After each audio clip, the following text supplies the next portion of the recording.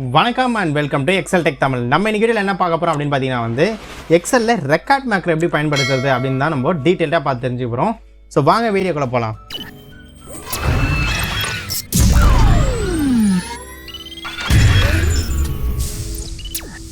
So இந்த record macro வந்து முதல்ல எதுக்கு பயன்படுது அப்படினு பாத்தீங்கன்னா வந்து நீங்க ஒரே வேலையை வந்து ரிப்பீட்டடா பண்றீங்க அப்படினா வந்து இந்த ரெக்கார்ட் மேக்ரோ வந்து நீங்க யூஸ் பண்ணிக்கலாம் எக்ஸல்ல. நம்ம என்ன ரிப்பீட்டடா பண்ண போறோம் அப்படினு பாத்தீங்கன்னா வந்து இந்த ஷீட்டை ஃபார்மேட் பண்ண போறோம். ஹெட்டருக்கு ஒரு கலர் கொடுக்குறோம் அண்ட் ஃபாண்ட் கலர் சேஞ்ச் பண்ணுறோம். ப்ரைஸிங் வந்து பார்த்திங்கன்னா கரன்சி சிம்பிள் ஆட் பண்ணிட்டு ஃபைனலாக வந்து டோட்டல் ஆட் பண்ணுறோம் அண்ட் பார்டர் ஆட் பண்ணுறோம். ஸோ இதுதான் வந்து நம்ம ரிப்பீட்டடாக பண்ணக்கூடிய டாஸ்க். ஸோ இதை வந்து நம்ம எப்படி ரெக்கார்ட் பண்ணிட்டு நம்ம ரீயூஸ் பண்ணுறது அப்படின்னு தான் பார்க்க போகிறோம். நீங்கள் மேக்ரோ யூஸ் பண்ணோம் அப்படின்னா வந்து டெவலப்பர் டேப் எனேபிள் ஆகிருக்கணும். அது எப்படி எனேபிள் பண்ணுறது அப்படின்றத நம்ம ப்ரீவியஸ் வீடியோலேயே பார்த்துருக்கோம். ஸோ இங்கே டெவலப்பர் டேப் போய்ட்டு இங்கே ரெக்கார்ட் மேக்ரோ அப்படின்ற ஒரு ஆப்ஷன் இருக்கும். இதை நீங்கள் கிளிக் பண்ணலாம். அப்படி இல்லைனா கீழே வந்து ஸ்டேட்டஸ் பாரில் வந்து பார்த்திங்கன்னா ஒரு பட்டன் மாதிரி இருக்குது இல்லையா, இது நீங்கள் கிளிக் பண்ணி வந்து ரெக்கார்ட் மேக்ரோ ஆக்சஸ் பண்ணலாம். ஸோ இது ரெண்டுத்தில் எங்கே வேணாலும் நீங்கள் கிளிக் பண்ணி ரெக்கார்ட் மேக்ரோ வந்து நீங்கள் ஆக்சஸ் பண்ண முடியும். ஸோ இந்த டெவலப்பர் டேப்ல இருந்து ரெக்கார்ட் மேக்ரோ அப்படின்றத கிளிக் பண்ணுறேன். ஸோ கிளிக் பண்ணனே வந்து பார்த்தீங்கன்னா இந்த ரெக்கார்ட் மேக்ரோக்கான விண்டோ வந்து உங்களுக்கு இப்படி தான் ஓப்பன் ஆகும். ஃபஸ்ட்டு வந்து பார்த்தீங்கன்னா உங்களோட ரெக்கார்ட் மேக்ரோ நேம். ஸோ நீங்கள் வந்து இதுக்கு என்ன நேம் வேணாலும் கொடுத்துக்கலாம். நான் வந்து ஜஸ்ட்டு ஃபார்மேட்டிங் அப்படின்னு நான் கொடுத்துக்கிறேன்.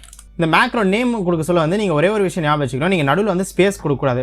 ஃபார் எக்ஸாம்பிள் ஃபார்மேட்டிங் 1 அப்படின்னு நான் கொடுக்குறேன்னு வச்சுக்கோங்களேன். இந்த ஃபார்மேட்டிங்க்கும் 1க்கும் நடுவில் ஸ்பேஸ் இருக்குது இல்லையா, இப்போ நான் ஓகே கொடுத்தேன் அப்படின்னா the name that you entered is invalid அப்படின்ற மாதிரி வரும். ஃபார்மேட்டிங்கும் 1க்கும் நடுவில் ஸ்பேஸ் இருக்குல்ல, ஸோ இந்த மாதிரி வந்து ஸ்பேஸ் நீங்கள் கொடுக்கக்கூடாது நேமில். இது ஒன்று மட்டும் தான் ரெஸ்ட்ரிக்ஷன்ஸ். இந்த ஸ்பேஸுக்கு பதிலாக நீங்கள் அண்டர்ஸ்கோர் நீங்கள் போட்டுக்கலாம். ஓகே, அடுத்தது வந்து பார்த்திங்கன்னா shortcut key. So shortcut key நீங்கள் வேணும்னா யூஸ் பண்ணிக்கலாம். இது வந்து ஆப்ஷனல் தான். பட் நீங்கள் ஷார்ட்கட் கீ யூஸ் பண்ணுறீங்க அப்படின்னா அது ஆல்ரெடி எக்ஸலில் இல்லாத ஒரு ஷார்ட்கட் கீயாக இருக்கணும். ஃபார் எக்ஸாம்பிள் வந்து கண்ட்ரோல் ஏ அப்படின்னு நீங்கள் கொடுத்தீங்கன்னா வந்து எல்லா செல்லுமே செலக்ட் ஆகும்ல. ஸோ அதை நீங்கள் இங்கே யூஸ் பண்ணக்கூடாது. அப்படி நீங்கள் யூஸ் பண்ணுறீங்க அப்படின்னா வந்து கண்ட்ரோலே கொடுத்தீங்க அப்படின்னா வந்து இமீடியட்டாக இந்த மேக்ரோ ரன் ஆரம்பிச்சிடும். உங்களுக்கு வந்து செல் செலக்ட் ஆகாது. ஸோ ஆல்ரெடி எக்ஸலில் இல்லாத ஒரு ஷார்ட்கட் நீங்கள் யூஸ் பண்ணிக்கோங்க. So for example control shift A, control shift B, இந்த மாதிரி எது வேணாலுமே நீங்கள் யூஸ் பண்ணிக்கலாம். ஸோ இது ரொம்ப சிம்பிள் தான். ஒன்றும் இல்லை, இப்போ நீங்கள் கண்ட்ரோல் ஷிஃப்ட் ஏ எடுக்கணும் அப்படின்னா வந்து ஆல்ரெடி கண்ட்ரோல் அப்படின்றது டிஃபால்ட்டாக இருக்கும். ஸோ ஷிஃப்ட்டையும் ஏவையும் ப்ரெஸ் பண்ணிங்க அப்படின்னா அந்த control plus shift plus A அப்படின்ற மாதிரி இது ஒரு ஷார்ட்கட் கிரியேட் ஆகிடும். இதில் வந்து இந்த மேக்ரோ வந்து எங்கே சேவ் பண்ணோம் அப்படின்றது கேட்குது. ஸோ திஸ் ஒர்க் புக்கா இல்லை நியூ ஒர்க் புக்கில் சேவ் பண்ணணுமா இல்லை பர்சனலாக ஒரு ஒர்க் புக்கில் சேவ் பண்ணணுமா, நீங்கள் என்ன வேணுமோ நீங்கள் கொடுத்துக்கலாம். எனக்கு வந்து திஸ் ஒர்க் புக்கே ஓகே அப்படின்றதுனால கொடுத்துட்றேன்.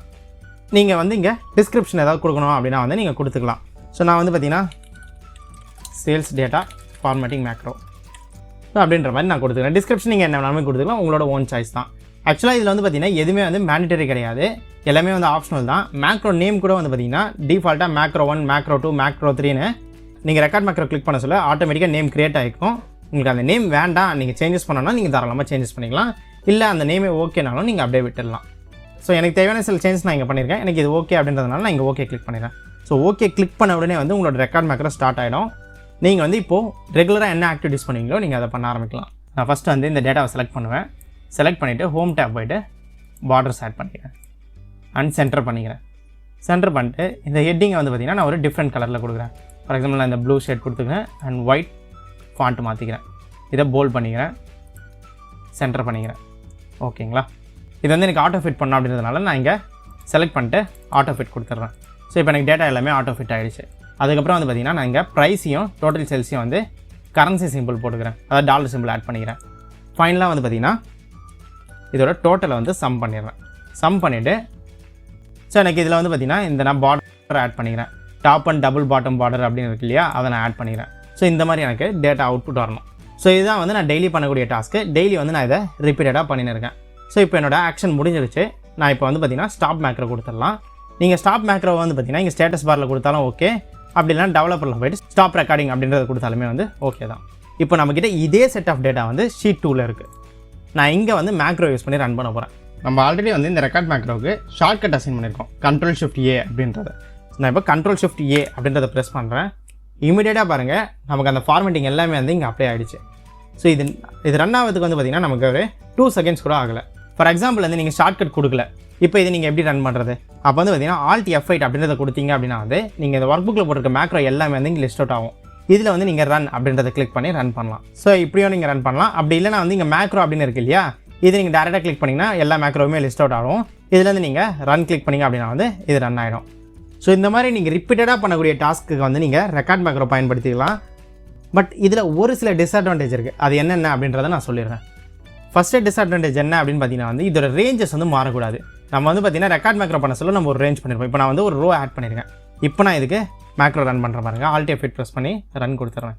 நம்ம வந்து ரேஞ்ச் வந்து எந்த ரேஞ்சிலேருந்து எந்த ரேஞ்ச் வரை செட் பண்ணமோ அந்த ரேஞ்சுக்கு வரையும் தான் இந்த ஆக்ஷன் பண்ணோம். இது தவிர்த்து இருக்கிற ரேஞ்சுக்கு வந்து இது பண்ணாது. ஸோ இது one of the disadvantage.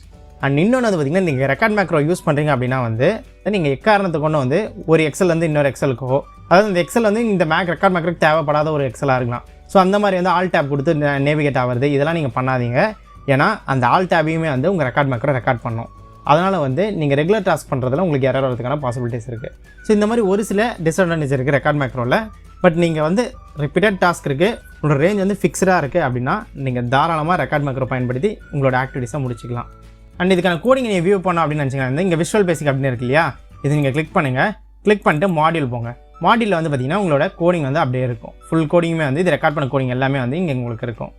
So இந்த ரெக்கார்ட் மேக்ரோ பண்ணிவிட்டு இதையே வந்து நம்ம டைனாமிக்காக மாற்றவும் முடியும். பட் அதெல்லாம் எப்படி பண்ணுறது அப்படின்றத நம்ம அடுத்தடுத்து வரக்கூடிய வீடியோஸில் நம்ம பார்த்து தெரிஞ்சுமோ. அதுக்கு வந்து பார்த்திங்கன்னா நம்ம அந்த சினாரியோ வீடியோஸ் பார்க்குறோம் இல்லையா, அதில் வந்து பார்த்திங்கன்னா நம்ம கண்டிப்பாக இதெல்லாம் கவர் பண்ணுவோம்.